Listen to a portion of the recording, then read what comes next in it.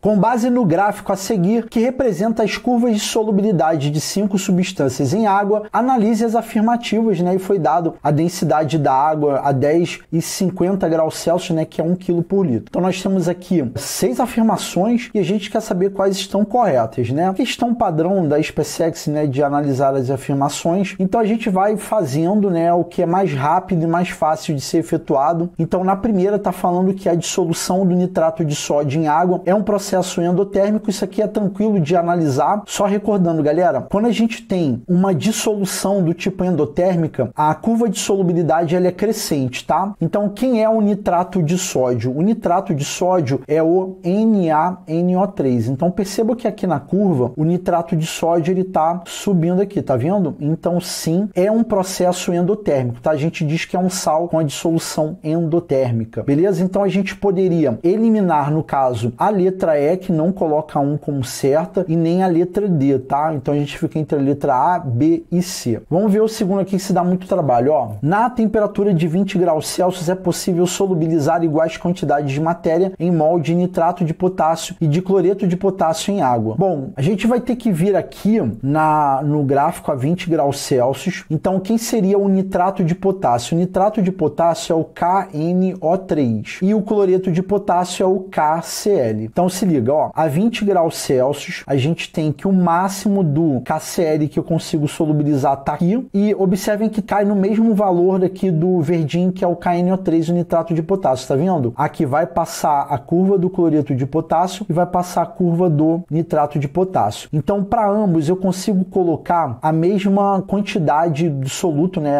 a mesma quantidade em massa. Só que na número 2 está falando a quantidade de matéria em mol. O que acontece? Como esse cara apresenta uma massa molar diferente do de baixo, e aí você que tá vendo o vídeo tá pensando assim, pô, Marcelão, eu aqui nesse caso eu preciso fazer o cálculo da massa molar para fazer essa análise? Cara, você não precisa fazer esse cálculo. Por que não precisa fazer esse cálculo? Justamente pelo fato de que o oxigênio a gente sabe que vale 16 gramas por mol, né? Inclusive a prova deu a tabela periódica. Então, só de oxigênio aqui eu vou ter 48 gramas, tá? E o cloro, a massa dele aproximada vai dar 35,5 gramas. Então, tipo assim, não precisa você fazer todo o cálculo, não. Você já vai ver que a massa molar do nitrato de potássio naturalmente vai ser maior do que a do cloreto de potássio, tá? Então nem precisa fazer o cálculo da massa molar aqui, essa simples análise já deu para ver que são massas molares diferentes. Muito embora a massa de ambos é a mesma, né? Não dá para ver exatamente aqui no gráfico, mas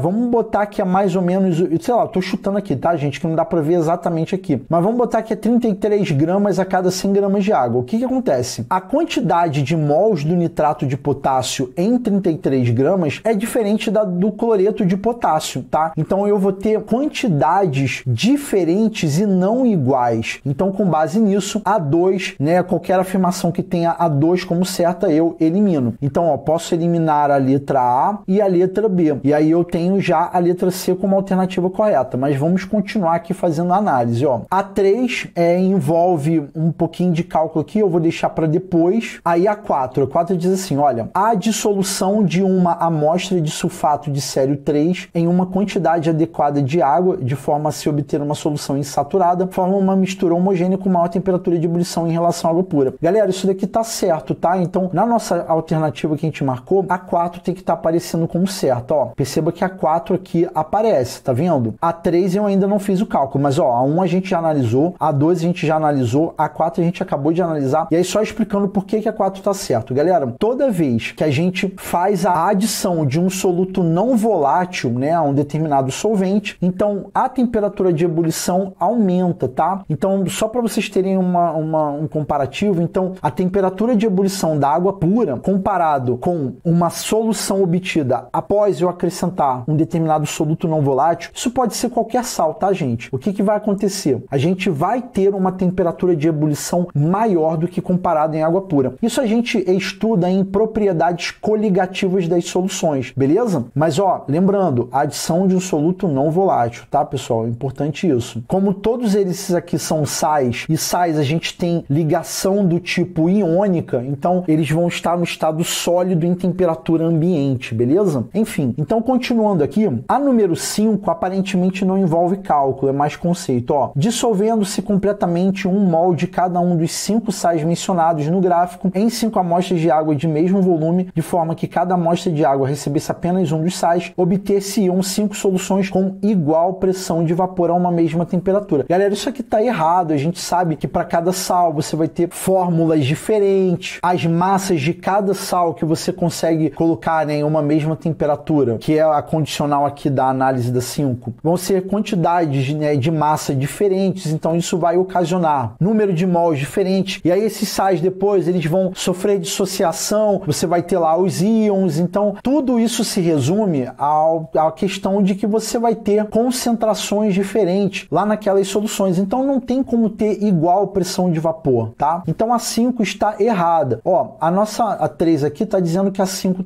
não tá dentro aqui, então tá errada, tá? Então, ó, a gente tem que ver a 6 e a 3 aqui, fazer cálculo, não tem jeito. Então eu vou pela ordem, né? Eu vou primeiro fazer o cálculo aqui da 3. Então vamos lá. Na 3 diz assim, olha, para preparar uma solução saturada de cloreto, saturada é o que estaria no limite, tá? Eu acabei não comentando aqui, mas insaturada, que eu falei na 4, insaturada é o que tá abaixo do máximo que eu consigo dissolver de um sal em uma determinada quantidade de solvente em uma dada temperatura, tá? Mas enfim. Então, para preparar uma solução saturada de cloreto de potássio em 500 ml de água a 70 graus Celsius, seria necessário dissolver aproximadamente 250 gramas do sal no solvente. Então, a gente tem que a questão forneceu como dado a densidade da água a 10 e a 50 de 1 kg por litro. Para eu fazer o meu cálculo da melhor forma possível, já que a questão me forneceu o volume de água e não a massa da água, e o gráfico trabalha com a massa em gramas de água, né, no caso solvente aqui, então eu precisaria converter o volume para massa através da densidade. Eu não tenho essa informação, mas eu vou supor que está dentro desse padrão aqui de 1 kg por litro, né? Eu não tenho muito para onde correr. Inclusive, eu acho que isso daqui foi até um pequeno descuido aqui da banca, mas a gente vai fazer o cálculo assim mesmo. Então eu vou supor que 500 ml vai ser equivalente a 500 gramas, tá? Então, se 1 litro de água eu tenho 1 kg, então meio litro, né, que é 500 ml, eu tenho meio quilo,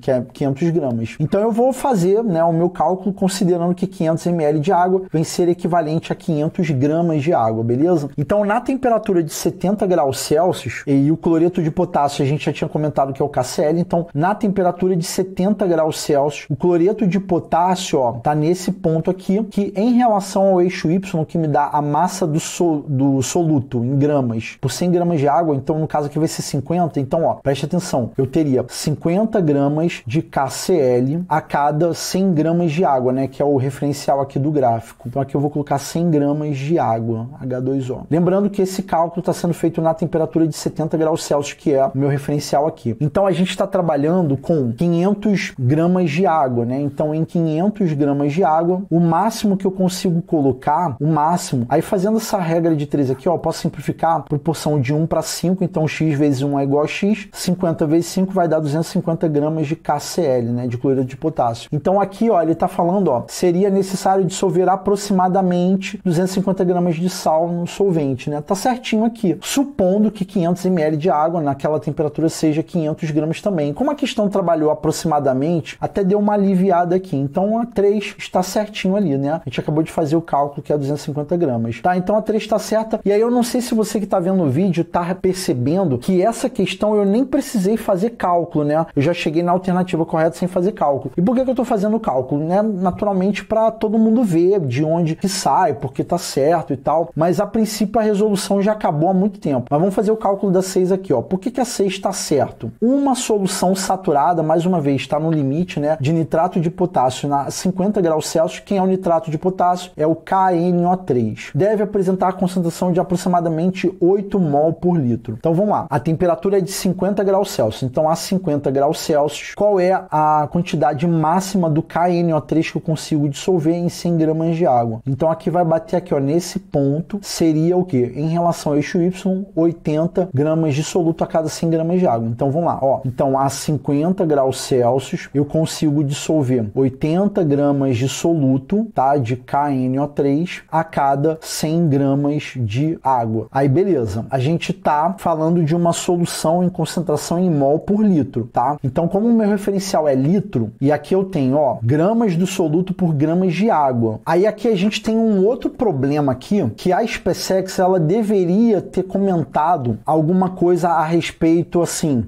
desconsidere variação no volume após o acréscimo do soluto ali no solvente. Mas como a SpaceX aqui falou aproximadamente, até passa, mas você que está vendo o vídeo, é importante que você entenda qual é o meu ponto. A gente está iniciando aqui o cálculo comparando a massa do soluto que eu consigo dissolver em uma determinada massa de água. E a questão quer que eu trabalhe em mol por litro. O que é mol por litro? É a quantidade em mol do soluto pelo volume em litro da solução e não é do solvente. Então eu vou fazer uma parada aqui que não é muito exata não, eu não deveria fazer isso. Eu vou colocar aqui 1000 gramas de água e eu vou desconsiderar alguma questão de variação no volume após eu acrescentar o soluto. Beleza, gente? Eu vou desconsiderar isso só para finalidade de cálculo. A SpaceX não falou nada, ela gerou isso aproximadamente, enfim, eu acho que já deu para entender o ponto que eu tô querendo considerar da questão da alteração do volume depois que acrescento o soluto. E por que eu tô colocando 1000 gramas de água aqui? Eu tô colocando 1000 gramas de água porque 1000 gramas é igual a 1 quilo, tá ligado? E se 1 quilo de água eu tenho 1 litro de água, então automaticamente esse meu referencial aqui de 1000 gramas automaticamente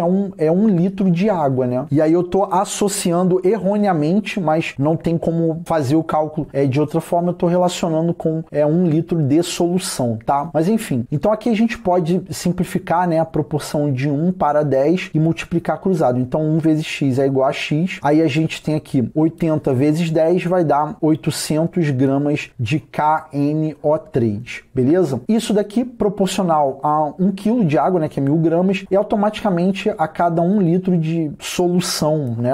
Tô associando aqui. O ponto a pergunta é em mol, tá? Então eu quero saber em mol por litro. Eu sei a massa que eu tenho a cada litro. Para eu poder converter de massa para mol, eu vou ter que fazer o cálculo da massa molar. Então, pegando a tabela periódica que a prova deu, potássio vale 39 gramas, o nitrogênio vale 14 gramas e o oxigênio vale o quê? Vale 16 gramas cada um, mas como nós temos 3 aqui, vai dar 48 gramas no total. Se eu pegar 48 com 14, 39 e somar isso tudo aqui, eu vou chegar a 101 gramas por mol. E aí você pode fazer uma outra regra de 3 aqui, mas eu acho que já está bem evidente que vai dar aproximadamente 8 mol, né? Então a gente teria aqui, ó, 1 mol do KNO3 equivale a 101 gramas. Aí a gente teria quantos mols em 800 gramas? Então aqui a gente vai chegar num valor próximo de 8 mol. Como esses 800 gramas está proporcional a 1 litro de água, né? A gente teria mais ou menos aí aproximadamente 8 mol por litro, desconsiderando a alteração de volume após o acréscimo do soluto, tá? Mais uma vez, é um vacilo aqui da banca, poderia ter falado isso, mas ignorando isso, tá certinho aí a afirmação de número 6. E aí, galera, comprovando aí que a letra C vem ser a alternativa correta para essa questão. E aí eu fico aqui me fazendo a pergunta, será que alguém entrou com recurso contra essa questão? Não sei. Coloque aí o que vocês acham aí nos comentários. É isso, galera. Um abraço e até a próxima.